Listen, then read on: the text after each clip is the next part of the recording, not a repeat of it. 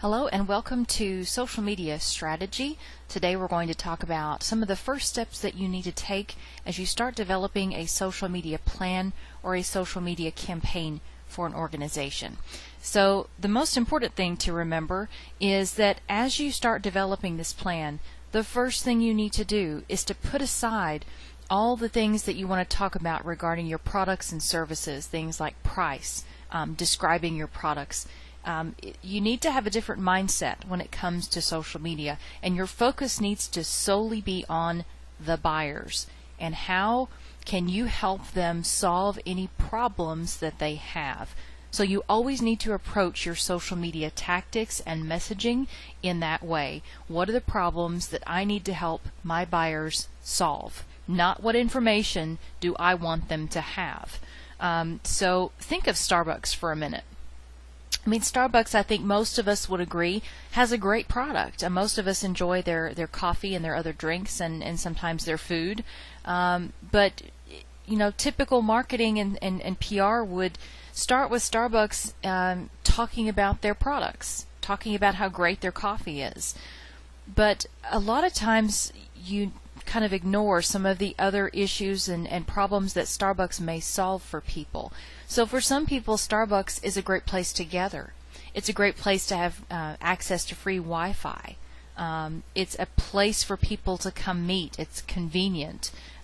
So those are some of the other reasons why people go to Starbucks, not necessarily for the coffee. So if your marketing and PR messaging is solely around the coffee, you're probably missing the mark. You're definitely missing solving the problems that a lot of your buyers have that Starbucks solves for them. So you need to really understand your buyers and create compelling web content to reach them. And the first thing you need to do here is figure out exactly what your organization's goals are. So it's important to get with the leadership team, with the upper echelon of the organization, and say, hey, what really are the business goals? What do you all want to achieve in the next year, in the next 5 years? What kind of revenue growth does it look like that you want? What would be successful to you? Are you trying to raise money? Are you selling tickets? Are you trying to get voters? Are you trying to increase applications? What are the goals of the business? And then social media needs to do whatever it can to help meet those goals. So a lot of times the goals that marketers and public relations professionals have been things like a to-do list. We need to buy yellow page ads. We need to have some billboards. We need to make some t-shirts for our employees. You know, all of those things are okay. They're good, but you need to go back and question, do they really help us increase higher profits? Do they really help us raise money if we're a nonprofit? If we're a political strategist, are they really helping us get votes? So you always need to question the strategies and the tactics to see if they actually help meet the organization's business goals. And you need to make those goals and objectives very specific. So you don't want to say, yes, we want to have higher revenue growth. You want to say something like, we want to grow revenue in our Europe branches by 20% over the next year. So there you have a very solid objective statement. And it says, you know, here's where we want to accomplish this, here's the time span, and here's exactly what success looks like to us. So then at the end of the campaign or the time span, you can go back and measure and see if you were ultimately successful. So getting very specific with those goals and objectives.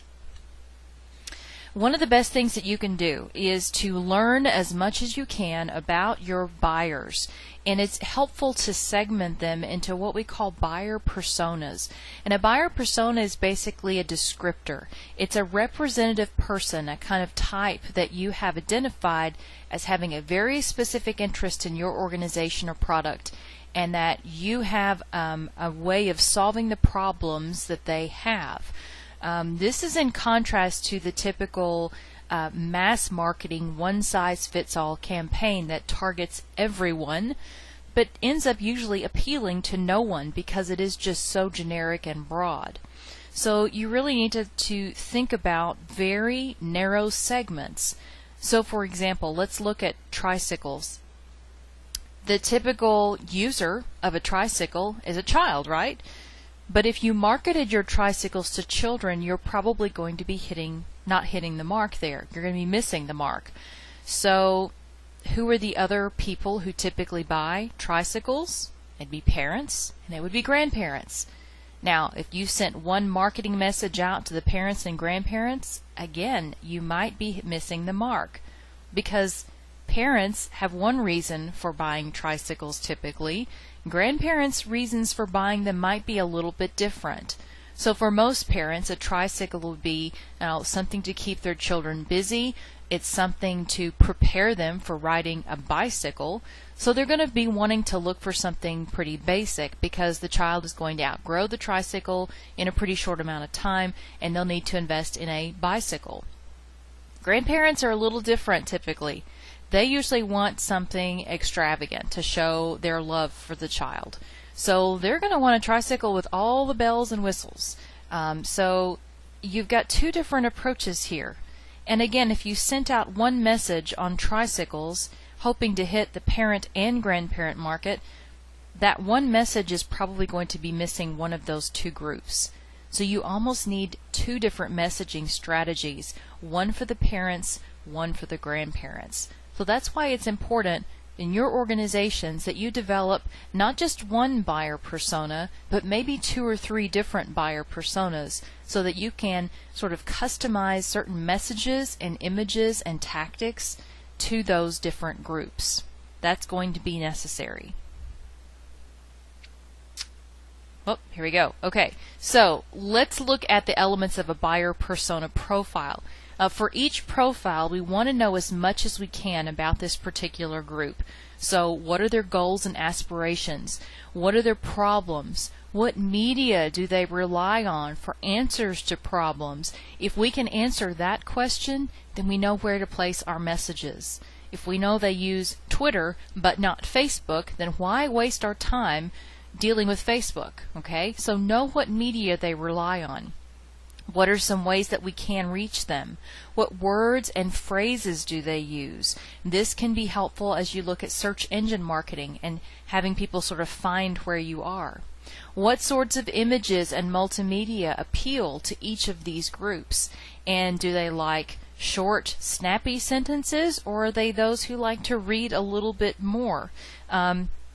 Reading the publications and the websites that your buyer persona folks read and listen to and watch and attend to will really help you gain an understanding for what kind of content they like and how they think and how they make decisions. So think about answering these questions and really fleshing out a good buyer persona profile. One of the methods for doing this is simply to interview people. The best way to learn about them is to ask them questions. So for example, if you are a college, let's say you're a marketing representative for Arkansas State University's admissions office, one of the best things that you could do starting out is to interview potential college applicants and say, okay, when did you first start researching schools? Were you a freshman, a sophomore, junior? When did you start in the process? Then you know, they started when they were sophomores, so somehow I need to reach them then. That's when I need to start reaching out to them. Who influenced your research? Was it your friends? Did you go on our website? Was it going to a football game at ASU? What was it that started influencing what you learned? How did you learn about the school? How many schools are you applying to? What kinds of schools are they? That'll give you a good sense of your competition. What websites, blogs, podcasts, what other social media do you attend to?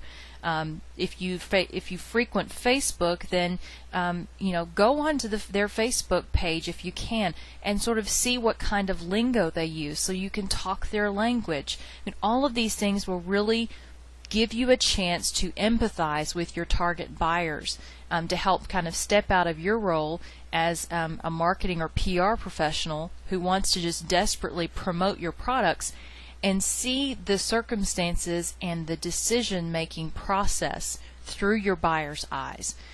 That's very, very important.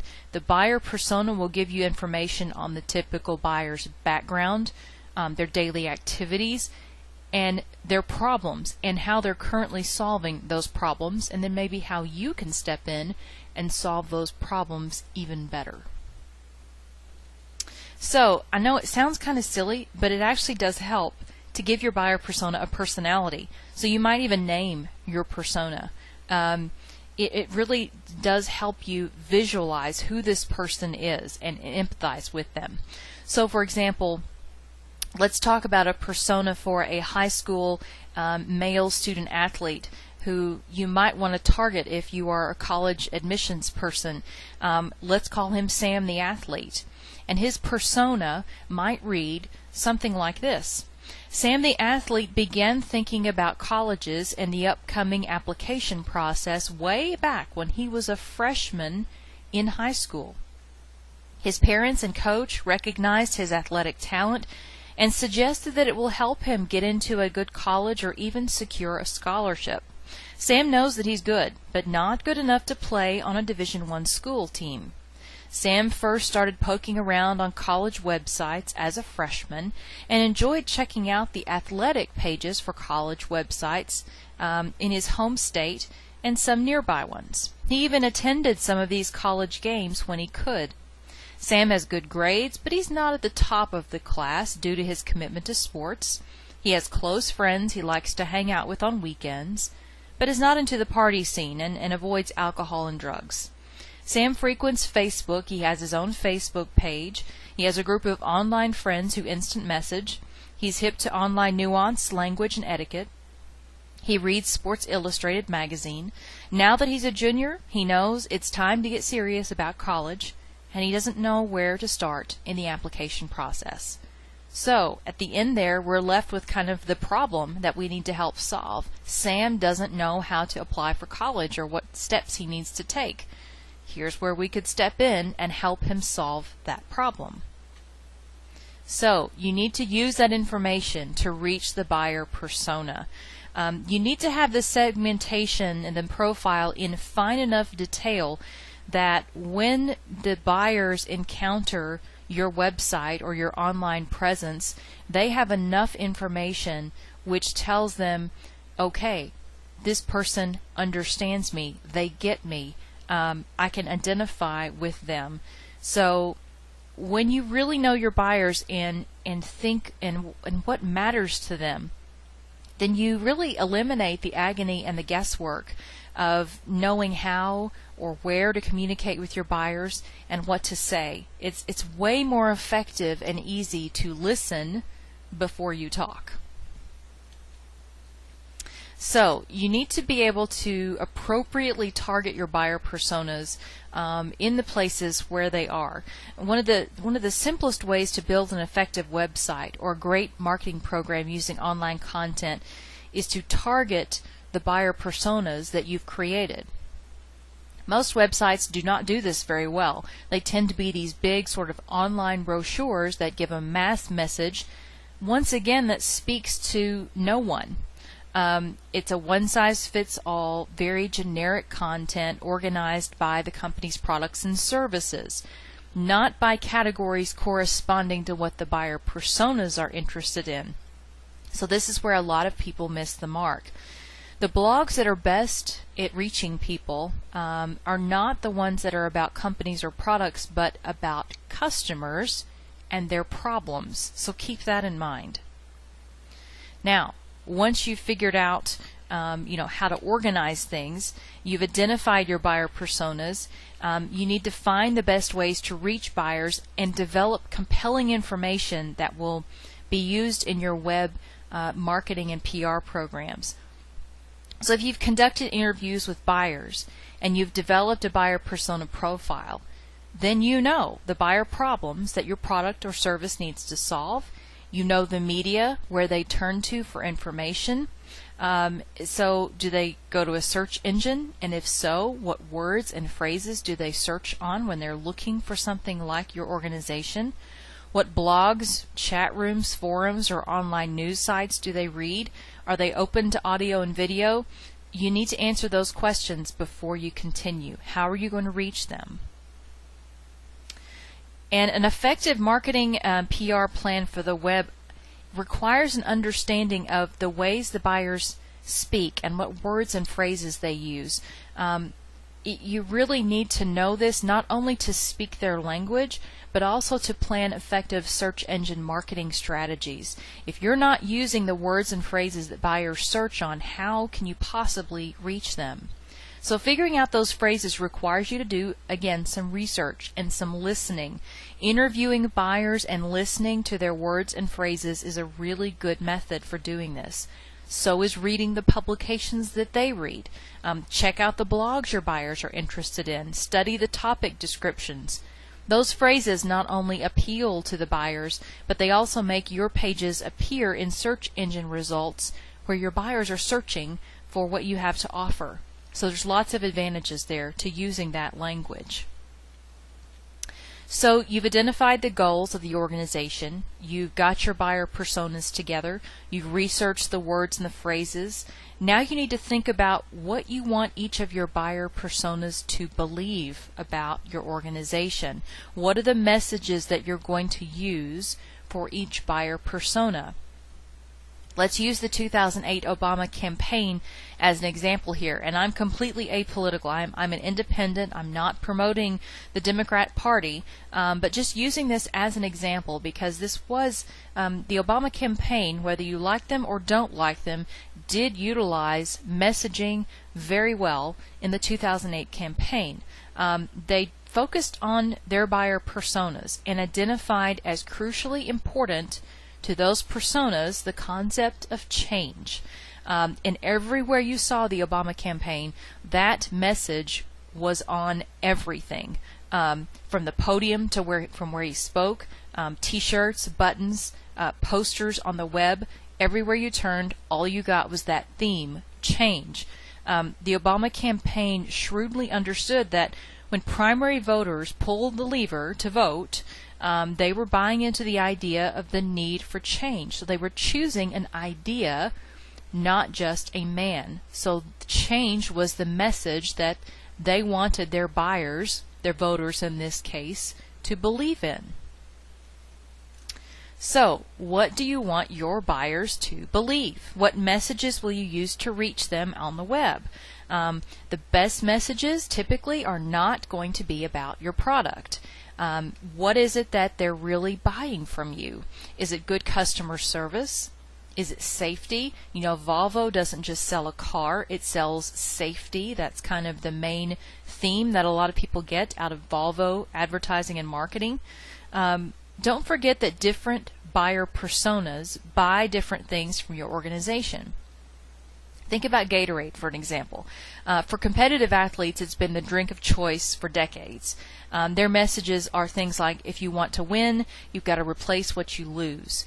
Those target the buyer persona of a competitive athlete very well.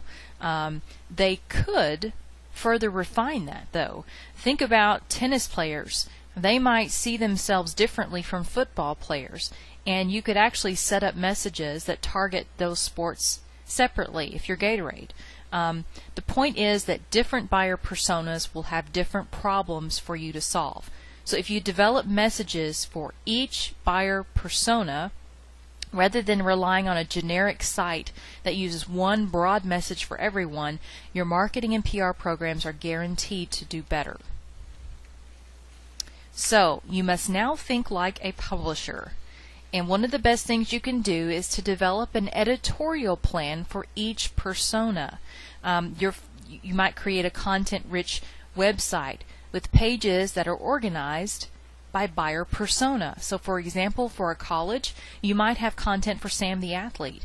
Specific content that describes what it's like to be a student athlete at that particular school, gives tips on the admissions process. But who else might we need to reach there? What about the parents? What are the problems that they're going to need to have solved? Well, they're probably going to be concerned about things like financial aid.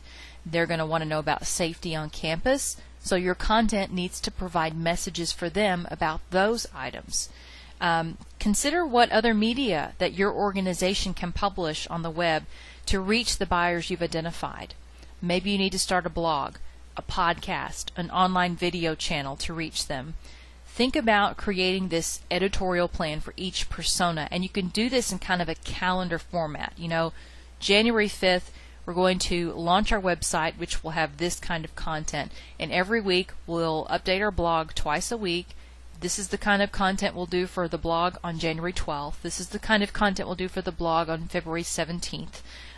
Really just chart it out exactly what you're going to do and when you're going to release things.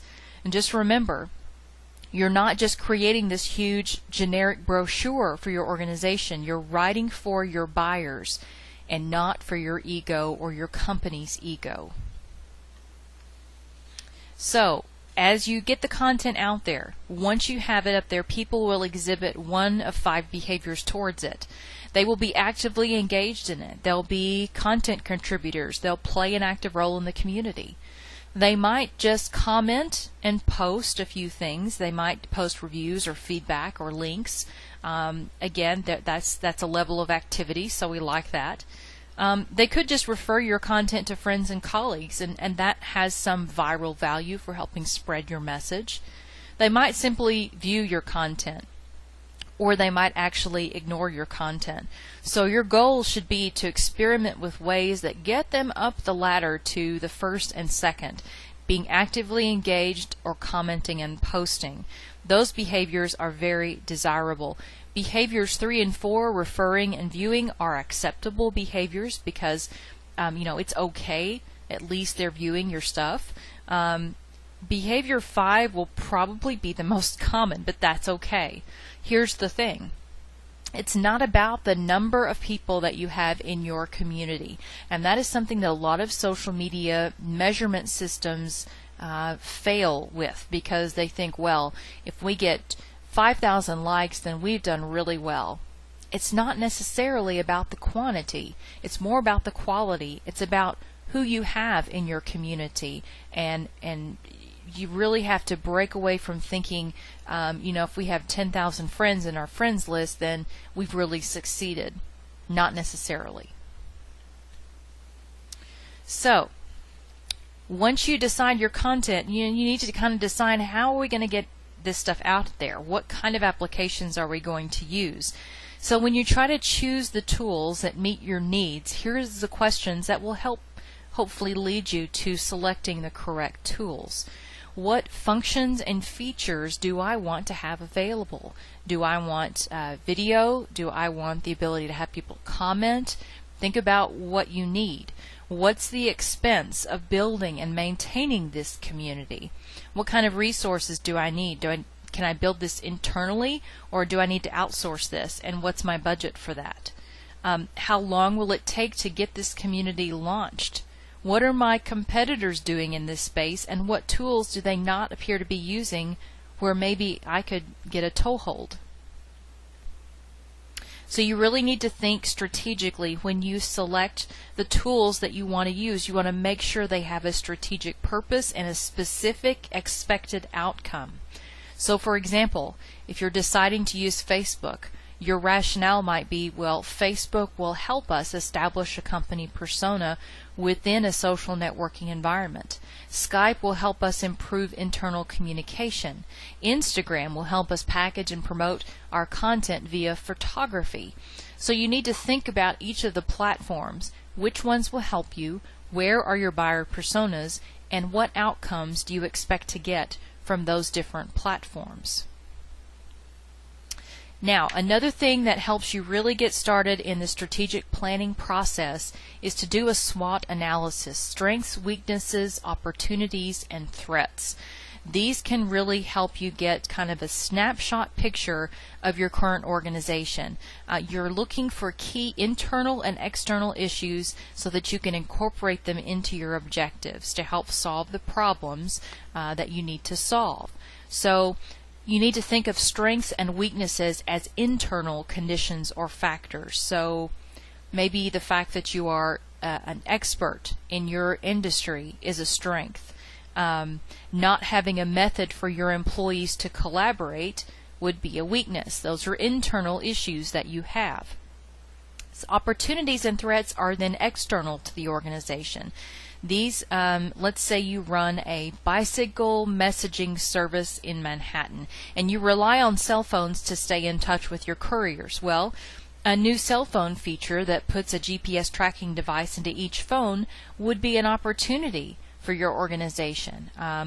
It could help you keep track of all your couriers, maybe improve your efficiency, so that's an opportunity. On the other hand, if you're a manufacturer of handheld GPS devices, this new cell phone application could be considered a threat, something that is a threat to your organization's survival. So once you talk to the organizational leadership and get all the information you need as far as their strengths, weaknesses, opportunities, and threats, write a brief executive summary that puts your SWOT analysis into a format that you and others in the organization can understand as kind of a springboard for where we need to go from here. What kinds of strategies do we need to create? And don't forget about asking the frontline employees about what they think about the organization. We've talked about getting information from the organization's leadership, but don't forget the frontline employees. They're crucial. You want to tap into their wisdom.